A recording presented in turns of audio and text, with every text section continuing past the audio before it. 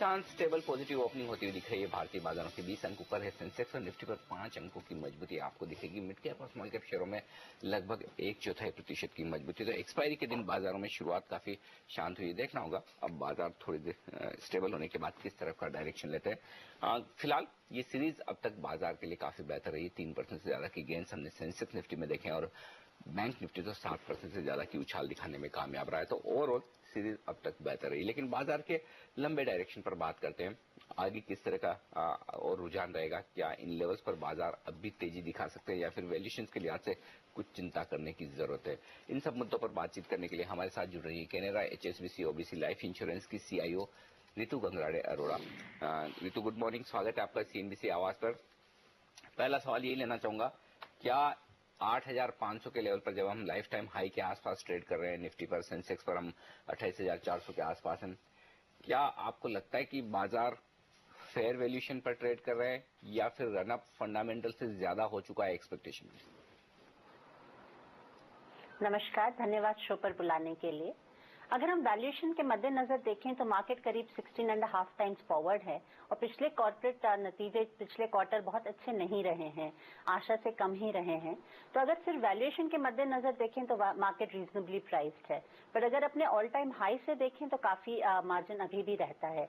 But उस high पर पहुंचने के लिए बहुत जरूरी है कि कॉर्पोरेट नतीजों में भी हम सुधार देखें। पर जो मैक्रो इकोनॉमिक फंडामेंटल्स हैं वो काफी देश के लिए इम्प्रूव होते रहे हैं। इन्फ्लेशन कंट्रोल में है, एक्सचेंज रेट स्टेबल रहा है, जबकि बाकी देशों की करेंसीज में काफी उतार चढ़ाव रहा है, पर रुपी काफी स्टेबल रहा है उनके बनस्बत। और अब फोकस ग्रोथ पर शिफ्ट हो सकता है। सरकार भी काफी हद तक स्थिर हो गई है, उनकी तरफ से नीतियां अनाउंस हो रही हैं। तो मुझे लगता है एक मैक्रो इकोनॉमिक पॉजिटिव एनवायरनमेंट बना हुआ है। कॉर्पोरेट नतीजों में थोड़ा समय लगेगा, इसलिए अगले कुछ समय के लिए मार्केट रीजनेबली प्राइस्ड है। पर स्ट्रक्चरली 3 से 5 साल के लिए मैं बुलिश रहती हूँ स्ट्रक्चरली, और पोजीशंस बनाने की सबको राय देती हूँ। पृथ्वी जी, कंसिडरिंग आपने कहा कि इंडियन इकोनॉमिक्स अब थोड़ी बहुत बेहतर दिखाई दे रही है ग्लोबल स्टैंड पॉइंट के लिहाज से, करेंसी एक इम्पोर्टेंट फैक्टर है और यहाँ पर कुछ चिंता थी कि 62 के लेवल्स तक फिर से पहुंच सकता है। ऑफ कोर्स हमने थोड़ा बहुत रेजिलियंस दिखाया है। क्या आपको लग रहा है उस फ्रंट पर कुछ चिंता बनेगी या फिर हम compare to the rest of the world better poised definitely है? 2015 मुझे लगता है करेंसी के लिहाज से देश को ही नहीं दुनिया को बहुत चिंताएं देगा। हमारा देश I think relatively better position है रीजन में, जहां अब हमारी करंट अकाउंट डेफिसिट पोजीशन काफी सुधर गई है। 1.7% ऑफ जीडीपी पे रिजर्व्स $315 बिलियन के हैं, तो रिलेटिवली बेटर पोजीशन है, इन्फ्लेशन कंट्रोल में है। पर अगर करेंसी पे चिंता बनती है तो ग्रोथ के लिए जो आरबीआई से कट्स वगैरह की आशा की जा रही है वो नहीं हो पाएगी। बट करेंसी की अगर ग्लोबल लिहाज से देखें तो जो मेरी चिंता है वो है कि अमेरिका अब रिकवरी फेज में जा रहा है रिफ्लेशन फेज से, और ईजिंग भी वो लोग अनवाइंड कर रहे हैं, यानी डॉलर वापस अमेरिका लौटेंगे, निवेश भी वापस अमेरिका लौटेगा क्योंकि रिकवरी फेज आ रहा है जहां पे कैपेक्स इंप्रूव होगा। तो डॉलर स्ट्रेंथन होगा, ग्लोबल करेंसी रिजर्व है दुनिया का, तो डॉलर का स्ट्रेंथन होना सभी करेंसीज पे प्रेशर डालेगा। दूसरी तरफ जो है येन जो है काफी तरह गिर रहा है, डेप्रिशिएट हो रहा है, 15% करीब गिरा है इस साल डॉलर के बनस्बत, और जो वहां पे एकोनॉमिक्स है बहुत सक्सेसफुल नहीं रहा है, और वहां पे क्वांटिटेटिव ईजिंग क्योंकि ई जो कहते हैं वो बढ़नी चाहिए, जिससे कि येन पे प्रेशर बना रहेगा। यूरोप पर प्रेशर है ही, यूरोपियन कंट्रीज ग्रोथ से ग्रैपल कर रहे हैं, 0.2% से जीडीपी ग्रोथ रहा है, तो यूरोप पर भी प्रेशर बना रहेगा। तो जब इस तरह का उतार चढ़ाव और उथल पुथल होगी करेंसी मार्केट्स पे तो रुपए पर भी बहुत प्रेशर आएगा, और इस पे हम कैसे रिएक्ट कर पाते हैं देखने के लिए बहुत जरूरी होगा 2015। बट रिलेटिवली बेटर पोजीशन है। अगर हम 2013 में देखें हमने काफी डेप्रिसिएशन देखा था, मुझे नहीं लगता 2015 में ये स्टोरी रिपीट होगी, बट करेंसी बहुत इंपॉर्टेंट रहेगी। लेकिन करेंसी के लिए एक फैक्टर ये है कि आरबीआई आगे किस तरह का डायरेक्शन इन्फ्लेशन को लेकर देता है और साथ ही ब्याज दरों को लेकर। अगले हफ्ते पॉलिसी आने वाली है 2 दिसंबर को। रितु जी, आप क्या उम्मीद करें, क्या आरबीआई गवर्नर एग्रेसिव होकर इसी बार कट कर देंगे या फिर हमें इंतजार करना होगा फरवरी की पॉलिसी का? मुझे लगता है इंतजार करना होगा फरवरी की पॉलिसी का। अभी थोड़ा सा जल्दी है, चीजें पॉजिटिव हो रही हैं मैक्रो इकोनॉमिक फंडामेंटल्स पर मुझे नहीं लगता इतनी जल्दी एक रेट कट आएगा। और करेंसी, जैसे मैंने कहा, अब करेंसी पर भी नजर रहेगी। इन्फ्लेशन कंट्रोल में एक इम्पॉसिबल ट्रिनिटी होती है आरबीआई के सामने हमेशा, इन्फ्लेशन, करेंसी और ग्रोथ को मैनेज करने की। फॉर्चुनेटली इन्फ्लेशन और करेंसी अभी दोनों ही कंट्रोल में है, तो ग्रोथ पर फोकस रहेगा। पर मुझे लगता है फरवरी तक रेट कट का इंतजार करना होगा। ऐसे में फिर आप इंटरेस्ट सेंसिटिव्स में क्या आप स्ट्रैटेजी ले रहे हैं एज अ फंड? क्या आपको लग रहा है यहाँ पर और पैसा लगना बेहतर रहेगा?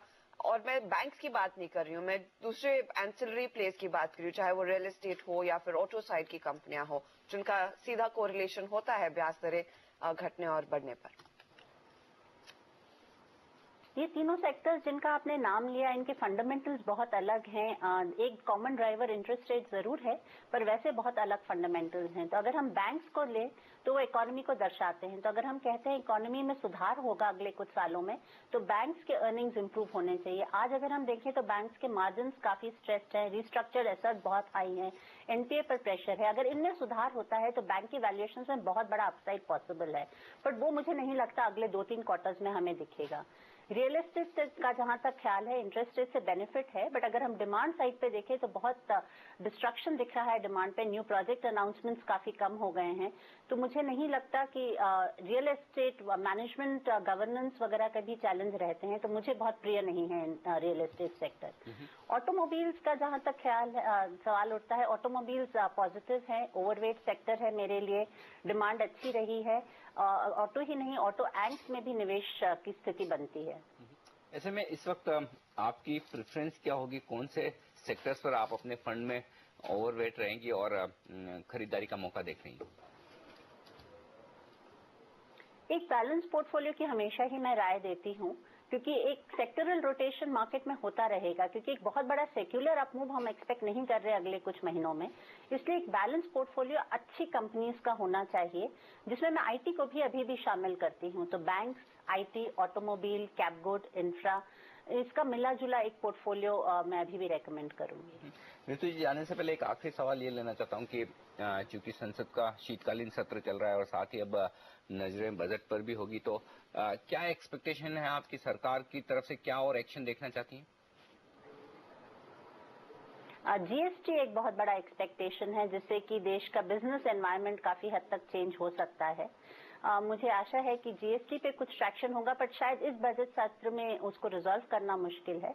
उसके अलावा बजट से मैं फिस्कल एग्जेम्पशंस की उम्मीद नहीं करती, लेकिन कंसोलिडेशन की करती हूँ। फिस्कल डेफिसिट जो कि क्रूड के कारण कंट्रोल में आ गया है, होपफुली गवर्नमेंट कारण भी आएगा अगले साल, और कैपेक्स पर फोकस रहेगा, फाइनेंशियल रहेगा।